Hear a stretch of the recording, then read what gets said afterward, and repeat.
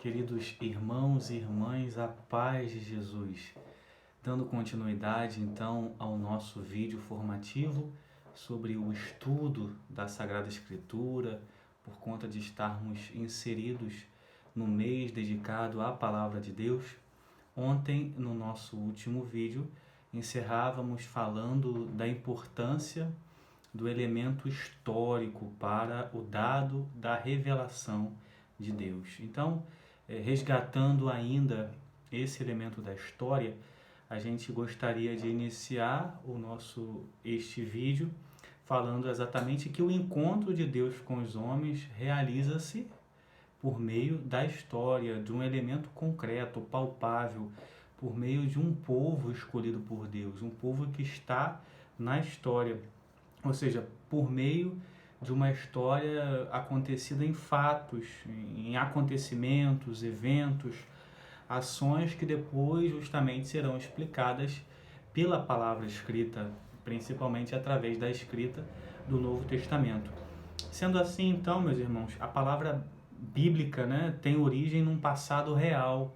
A Escritura, ela resgata um passado que aconteceu de fato.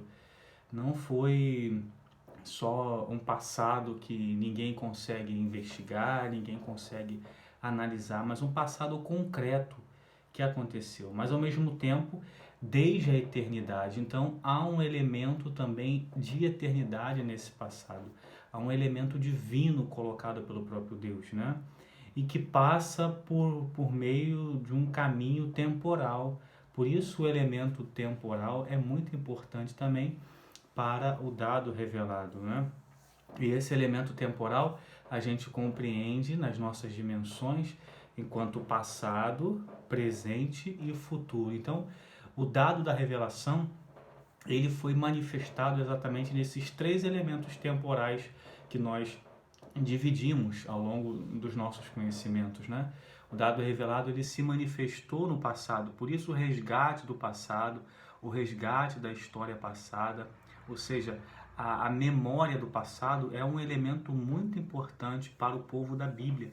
Guardar, fazer memória dos fatos que aconteceram, e nós também, de uma certa forma, somos convidados a fazer essa memória, a resgatar as maravilhas de Deus na nossa vida, tendo em vista sempre o nosso presente, o que estamos vivendo hoje. Então, o povo da antiga aliança também fazia uma experiência profunda do seu presente, do momento que Deus falava com eles.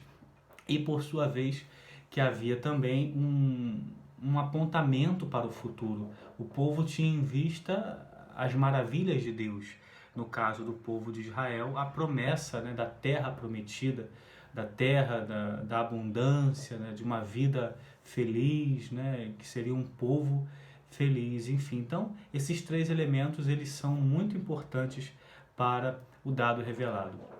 A partir, então, dessa breve explanação, eu queria também partilhar com vocês algumas etapas que são muito importantes e que nós, de uma certa forma, já falamos, só vamos agora pedagogicamente nos organizarmos para, dentro da nossa cabeça, entendermos o processo, as etapas da revelação divina.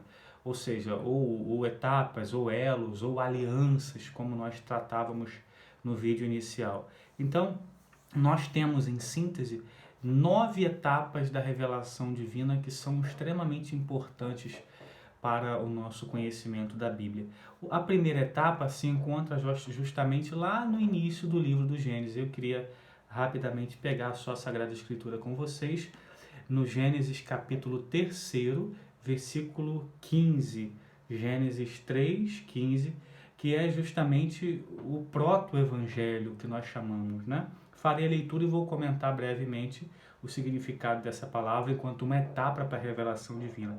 O contexto é exatamente o contexto do pecado, onde Adão e Eva se perdem, se corrompem, escutando ali a tentação do diabo, acabam pecando contra Deus. E aí Deus se volta para Adão e Eva e também lança diante de Adão e Eva, diante da serpente, uma profecia, uma promessa, de fato, evangelho. Por isso que chamamos de proto-evangelho, ou seja, de primeiro evangelho, porque há aqui em germe elementos salvíficos de Deus que vai acontecer exatamente na antiga aliança. Assim diz o Senhor, Gênesis 3,15.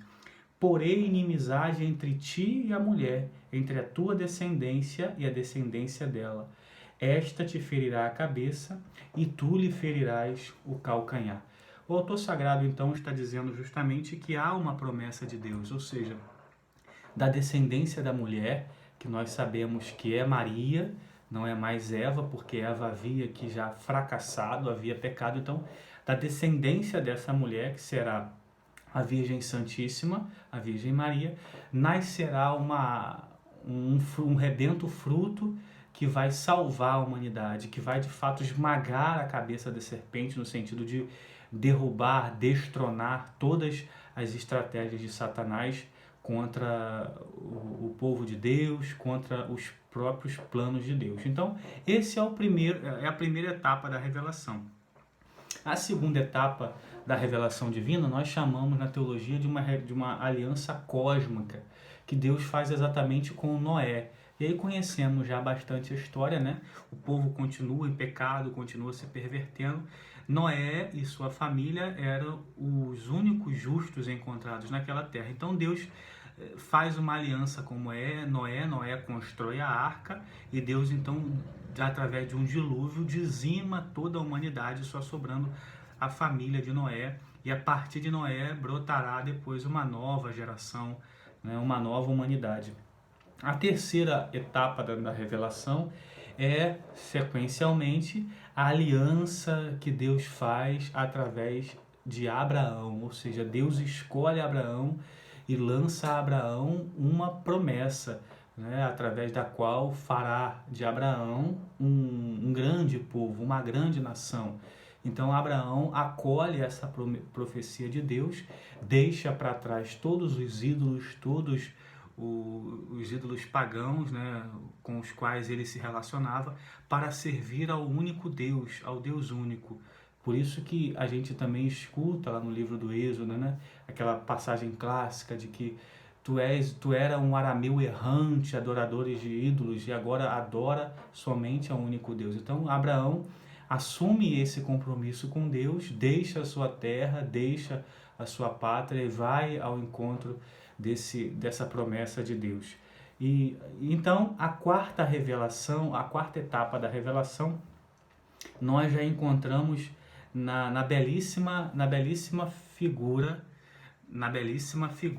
de Moisés. Mas antes de Moisés, vale a pena também pontuar a descendência de Abraão, porque Deus também faz uma promessa, cumpre a sua promessa, né? Continua cumprindo a sua promessa através da descendência de Abraão, que é justamente Isaac e Jacó, que são personagens também importantes, porque a partir exatamente de Jacó nascerá as 12 tribos que darão origem então a Moisés, né? A gente sabe que Jacó com seus filhos desce para o Egito e aí a partir de toda a história se torna prisioneiro, escravos no Egito. Então Deus suscita lá no Egito a figura do grande Moisés, através do qual Deus também faz uma aliança para que Moisés seja o portador da promessa de Deus.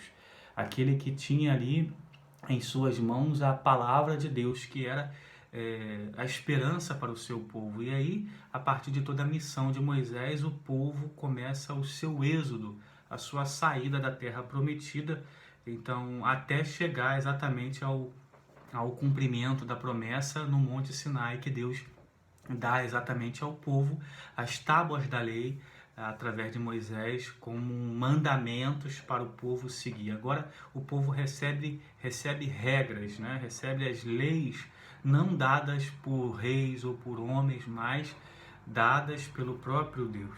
Então a quinta promessa é exatamente depois, já estabelecidos na terra prometida, com Josué e as divisões das tribos, a divisão da terra, Deus novamente renova essa aliança na figura do rei, do modelo de rei, do exemplo de rei que foi o rei Davi, através da figura do Messias, né? Ou seja, a partir da linhagem de Davi nascerá o Messias para Israel, que é o Cristo. Por isso a gente entende também que Jesus nasceu da tribo de Davi, porque José, pai adotivo de Jesus, era pertencente da tribo de Davi. Por isso, Jesus legalmente se torna também filho de Davi, por isso o cumprimento da promessa. Então, ficamos por aqui.